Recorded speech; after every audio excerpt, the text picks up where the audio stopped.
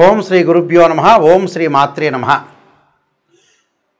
కుజగ్రహ ప్రవేశం ప్రధానంగా అక్టోబరు 28వ తారీఖు నుంచి డిసెంబర్ 7వ తారీఖు వరకు కూడా అంగారక గ్రహ ప్రవేశం వృశ్చిక రాశిలో. అంటే సంవత్సరం తర్వాత మళ్ళీ వృశ్చిక రాశిలోకి కుజుడు యొక్క తన సొంత రాశిలోకి ప్రవేశం జరుగుతుంది. కుజుడు సహజంగా ఒక రాశి నుంచి మరొక రాశికి మారటానికి 45 రోజుల కాలం పడుతుంది. అంగారగ్రహం కూడా ప్రధానంగా అన్ని గ్రహాల్లో ముఖ్యంగా ప్రధానంగా అంగారగ్రహం కూడా చాలా మోస్ట్ ఇంపార్టెంట్ ప్లానెట్. అంటే మార్స్ ప్లానెట్ యొక్క ప్రత్యేకత, దాని యొక్క కారకత్వాన్ని మనం చూసుకుంటే సుమారుగా 45 రోజుల పాటు కాలంలో ఒక రాశిలో దాని యొక్క కారకత్వం అనేది తెలుపుతూ ఉంటుంది.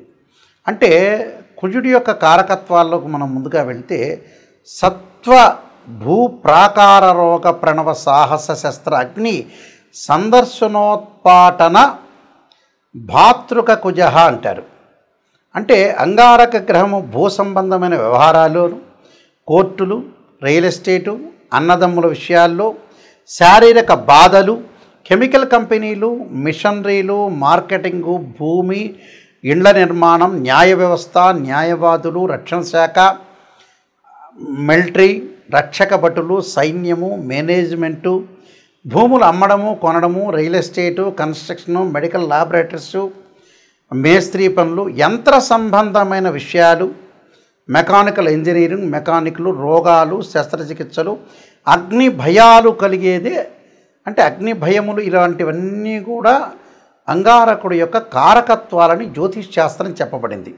అంటే సత్వ భ్రూ ప్రాకార రోగ ప్రణవ సాహస శస్త్ర అగ్ని సందర్శోత్పాటన భాతృక కుజ అన్నారు. అంటే కుజుడు సహజంగా మనకి ఇవన్నీ కూడా గోచారరీత్యా చెప్పబడే ఫలితాలు. బర్త్ చార్ట్కి గోచారానికి చాలా లాట్ ఆఫ్ డిఫరెన్స్ ఉండాలి, గుర్తుపెట్టుకోవాలి. సహజంగా ఎలా ఉంటుందంటే మృగశిర చిత్త ధనిష్ట నక్షత్రంలో ఎవరైతే జన్మించారో వాళ్ళు కుజమహర దశలో జననం అనేది ప్రారంభమవుతుంది. కుజుడికి వృశ్చిక రాశి, మేషరాశి స్వక్షేత్రాలైతే, అలానే నీచస్థానం కర్కాటక రాశి అవుతుంది. కర్కాటకానికి ఆపోజిట్లో ఉన్న ప్రధానంగా మకర రాశి ఉచ్చక్షేత్రం అంటారు. కర్కాటకం, సింహం, కన్య, తుల, వృశ్చికం, ధనస్సు, మకరం. మకరంలో ఉచ్చ ఉంటే దానికి సప్తమ స్థానం, కర్కాటకం నీచస్థానం అవుతుంది. అంటే భూ సంబంధ వ్యవహారాలు కానీ, కోర్టులు కానీ, రియల్ ఎస్టేట్ కానీ, కన్స్ట్రక్షన్ కానీ, ఇవన్నీ కూడా సైన్యము, మేనేజ్మెంట్, ఇవన్నీ కూడా తెలిపేది కుజుడు. అంగారకుడి యొక్క అనుకూలత కూడా ఉండాలి మనకి. ఇవన్నీ కూడా గోచారరీత్యా చెప్పబడే ఫలితాలు అంటారు. ఎప్పుడైనా గుర్తుపెట్టుకోవాలి మీరు. జన్మజాతకాన్ని అనుసరించేవి కావు. 50% మన చేతుల్లోనే ఉంటుంది. మనం ఏం చేయాలి, ఎలా చేయాలి, నిర్మాణాత్మకంగా ఎలా పోషించాలి, మనం ఏ విధంగా చేస్తే జీవితం అనేది డెవలప్మెంట్ అవుతుందని తెలుసుకొని ముందుకు వెళ్ళాలి. ఏదైనా సరే రాశి ఫలాల్లో నెగిటివ్ చెప్తే నెగిటివ్ అనుకోవద్దండి, దాన్ని పాజిటివ్గా తీసుకోండి. నిజాన్ని తెలుసుకుంటే మనం డెవలప్మెంట్ అయినట్టే. శ్రీయ లోపం పెరుగుట పెద్ద విద్య, లోపం ఎరిగిన వాడే పూర్ణుడవుతాడని దాని అర్థం. మీనరాశి వాళ్ళకి అంగారక గ్రహం యొక్క ఫలితం ఏ విధంగా ఉందో తెలుసుకుందాం. మీనరాశి వాళ్ళకి ముఖ్యంగా ద్వితీయాధిపతి, అలానే భాగ్యాధిపతి అయిన కుజుడు భాగ్యస్థానంలో ఉన్నాడు. ఉంటే ఏం జరుగుతుంది? 9వ స్థానం అంటే అన్న వస్త్రాలకు కొన్ని ఇబ్బందులు కలగటం, ఇబ్బందులు కలగకుండా చూసుకోవాలి. ఆరోగ్యాన్ని చాలా జాగ్రత్త ఉండాలి. దీర్ఘకాలిక వ్యాధులు ఉన్నాడు, వాహన ప్రమాదాలు జరగకుండా, కేవలం నెగ్లెక్ట్ అనేది లేకుండా చూసుకోవాలి. తండ్రి యొక్క ఆరోగ్యాన్ని చాలా జాగ్రత్త ఉండాలి. బంధుమిత్రులతోటి భార్యాబిడ్డ విరోధ భావాలు రాకుండా సహనంగా ప్రవర్తించండి. వాళ్ళు చెప్పే మాట ఓకే అనండి, చాలా సింపుల్ అది. పాత బాకీలు తీర్చుట కొన్ని ఇబ్బందులు, రుణాలు, డబ్బులు కొద్దిగా పెరుగుతూ ఉన్నా కూడా కొద్దిగా జాగ్రత్త వ్యవహరించాలి. రుణ బాకీలు తీర్చుకోవాలని అర్థం. అంటే ఏం చెప్పబడుతుందంటే ఆశనాచ్ఛాదనమాన్యం అంటారు. శోషణం, దేహపీడనం, అంటే రుణాల విషయంలో జాగ్రత్త ఉండాలి. కొన్ని అపశృతులు జరగటం, ఆరోగ్యపరంగా ఇబ్బందులు లేకుండా చూసుకోవాలి. స్థాననాశనం, విరోధంచ నవస్థో ధరాసుత అన్నారు. అంటే స్థానచలనం జరగటం, విరోధ భావాలు కలగటం కూడా జరిగే అవకాశాలు ఉంటాయి. కాబట్టి కొద్దిగా జాగ్రత్త వహించి ఆరోగ్యాన్ని కాపాడుకోవాలి. ఆవేశాన్ని, బంధుమిత్రులతో సహనంగా ప్రవర్తించాలి. ప్రతి విషయంలో కూడా కొన్ని సందర్భాల్లో జీవితంలో రాజీ పడక తప్పదు. లౌక్యం చాలా ఇంపార్టెంట్. లౌక్యంగానే మనం ముందుకు వెళ్తే లైఫ్ అనేది ముందుకెళ్ళే అవకాశాలు ఖచ్చితంగా ఉంటాయి. కాబట్టి చాలా జాగ్రత్త వహించి ముందుకెళ్తే మీకు మంచి సుఫలితాలు దొరుకుతాయి. నేను కొన్ని పరిహారాలు చెప్పబోతున్నా, ఆ పరిహారాలు పాటించండి, మీకు మంచి సుఫలితాలు జరిగే అవకాశం ఖచ్చితంగా ఉంటుంది. ఈ రాశుల వాళ్ళకి ముఖ్యంగా కుజగ్రహం అనేది అనుకూలంగా లేకపోతే అంగారక పాశుపత రుద్రాభిషేకము, కుజ జపము, అలానే కుజుడి యొక్క అభిషేకాలు, కందులు, ఎర్రని వస్త్రము, ఎర్రని గొడుగు, ఎర్రని పూలు దానం చేయమని చెప్తారు. ముఖ్యంగా అంగారకాగ్ని శక్త్యస్తాయ ధీమే తన్నో భౌమ ప్రచోదయాత్ అనే మంత్రాన్ని, తత్పురుషాయుందే మహాసేనాయ ధీమే తన్నో షణ్ముఖ ప్రచోదయాత్ అనే మంత్రాన్ని మంగళవారం ఉపవాసం చేయటం, అలానే ముఖ్యంగా 2 జంట సర్పాలను దానం చేయటం, రాహుకాలంలో దీపం పెట్టడం, ఇవన్నీ అందరికీ తెలిసినవే. ఎప్పుడు కూడా జీవితంలో మనం బాగుపడాలంటే నెగిటివ్ని తెలుసుకోవాలని పదే సార్లు చెప్తున్నా. చాలామంది ఈ మధ్యకాలంలో మేము డెవలప్మెంట్ కావట్లేదు అనే వ్యక్తులకి ప్రధానమైన సూచన ఏంటంటే డబ్బును ఎక్కడ సద్వినియోగం చేయాలో అక్కడ సద్వినియోగం చేయలేకపోవటం అనేది ముఖ్యమైనది. డబ్బు లేకపోతే పర్వాలేదు, లేకపోతే అతను ఏం చేయలేడు. డబ్బు ఉన్నవాళ్ళు కూడా ఏం చేస్తున్నారంటే వివాహాలు, పిల్లల యొక్క పెళ్ళిళ్ళు లేటు కావటం. కారణం ఏమిటి అని అంటే భగవంతుడు మనకు మంచిగా జ్ఞానాన్ని ఇచ్చాడు. ఆ జ్ఞానాన్ని మనం యూటిలైజ్ చేసుకోలేకపోవటమే లోపం. ఒక పర్సన్ ఉన్నాడనుకోండి, అతను మ్యారేజ్ బ్యూరోలో డబ్బులు ఎక్కువ అడుగుతున్నారని, లేకపోతే ఆస్ట్రాలజర్స్ ఎక్కువ అడుగుతున్నారని, లేకపోతే ఆ పెళ్లి సంబంధం వస్తే అంత దూరం హైదరాబాద్ నుంచి రాజమండ్రో, గుంటూరో, లేకపోతే హైదరాబాద్ నుంచి ఆదిలాబాదో లేదా బాంబేనో వెళ్ళాలని డబ్బులు ఖర్చు పెట్టాలనే ఉద్దేశంతో డబ్బులు ఖర్చు పెట్టలేకపోవటం, సరైన సంబంధం వచ్చినప్పుడు చేసుకోలేకపోవటం, సరైన ఇల్లు వచ్చినప్పుడు తీసుకోలేకపోవటం, అంటే ఏదైనా కోర్టు సమస్యలు, కోపము, ఉద్రిక్తము, ఆవేశం బాగా పెరిగే అవకాశాలు కూడా కుజుడితోనే ఉంటాయి. అంటే మన చేతుల్లోనే ఉంటుంది.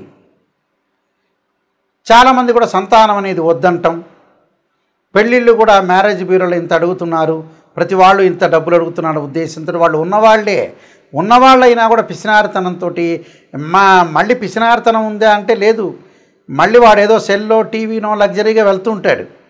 అసలు విషయానికి డబ్బులు ఖర్చు పెట్టడం అనేది నేర్చుకోండి.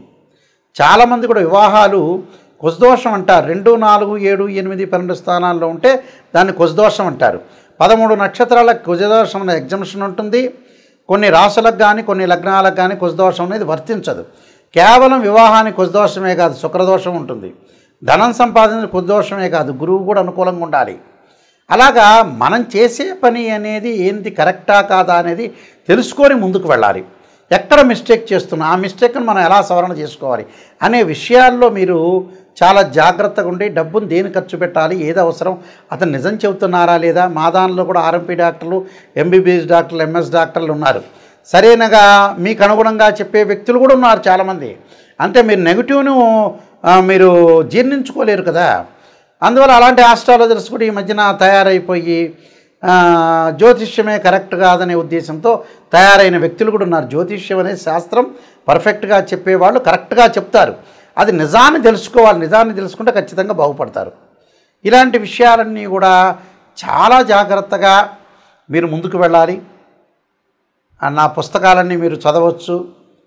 ఈ కుజగ్రహం గురించి వాటి గురించి కాలసర్ప యోగం అనే పుస్తకము, కాలసర్ప యోగ చంద్రిక, రాహుకేతులు, ఛాయాగ్రహాలు, అలానే జాతక చంద్రిక, వివాహ మార్తాండము, సర్వదేవతా గోత్రపులు, స్వప్నశాస్త్ర ఫలదీపిక, బృహత్ పరిహార సింధు, ఇలాంటి number of books Mohan publication వాళ్ళు ప్రింట్ చేశారు. నాయకంటి మల్లికార్జున శర్మ బుక్స్ అని కొట్టినా వస్తుంది. www.nayakanti.com కానీ .in కానీ కొడితే కూడా మీకు వస్తుంది. ఇవన్నీ కూడా వెబ్సైట్ అనేది చూడండి. ఏదైనా వాస్తు ప్రకారంగా బాగలేకపోయినా కూడా వాస్తు యంత్రస్థాపన, మహామత్యంత్రము, వాస్తు యంత్రము భూమిలో స్థాపన చేస్తారు పురాతనలో, వాస్తు ప్రకారంగా కూడా చూసుకోండి. ఏదైతే సమస్యలు ఉన్నాయో రియల్ ఎస్టేట్ వాళ్ళు కానీ కన్స్ట్రక్షన్ వాళ్ళు కానీ ఇల్లును గృహం ప్రకారంగా వాస్తు ప్రకారంగా ఉందా లేదా చూసుకోండి. కేవలం ఇంజనీరింగ్ ప్లానే కాదు, పురాతనలో ఆయం అనేది చూసేవాళ్ళు. అంటే ఆయం అంటే ఏంటంటే ధ్వజాయమని, సింహాయనమని, గజాయమని, కరాయని ఆయాలు కూడా ఉన్నాయి. ఆయాన్ని బట్టే మనం ఏదైతే పొడవు వెడల్పును లెంత్ను లెక్క వేస్తే మనకి ఏ ఆయం వచ్చింది, ఆ ఇంట్లో ఉంటే ధనం ఎంత, రుణం ఎంత, నక్షత్రం ఏంటి, ఆ ఇల్లు ఎన్ని సంవత్సరాలు ఉండగలుగుతుంది, ఇలాంటివన్నీ కూడా మీరు చూడండి. జ్యోతిష్ శాస్త్రం వాస్తు ప్రకారంగా ఎంతో డెప్త్గా వెళితే అన్ని విషయాలు రాశారని కూడా బయటకు వస్తాయి. ఖచ్చితంగా మా వెబ్సైట్ చూడండి, www.nayakanti.com ఆర్ nayakanti.in చూడండి. మీరు అన్నీ తెలుసుకోండి. ప్రతిదీ కూడా నా కాంటాక్ట్ నెంబర్ ఉంటుంది, ఆ కాంటాక్ట్ నెంబర్కి మీరు కాల్ చేయండి. ఖచ్చితంగా మీకు అన్ని విషయాలన్నీ కూడా క్లియర్గా నేను చెప్పేటప్పుడు కూడా మీరు వాయిస్ రికార్డింగ్ పెట్టుకోవచ్చు. జాతకం నేను చెప్పేటప్పుడు అందరూ కూడా must and should voice recording పెట్టుకోండి, నిజాలు తెలుసుకోండి, మీరు ముందుకు వెళ్ళండి. అబద్ధపు ముసుగులో ఉండొద్దండి. మీరందరికీ కూడా సుబ్రహ్మణ్య స్వామి యొక్క అంగారకుడి యొక్క అనుగ్రహం ఉండాలని ఆశిస్తూ సర్వే జనా సుఖినో భవంతు.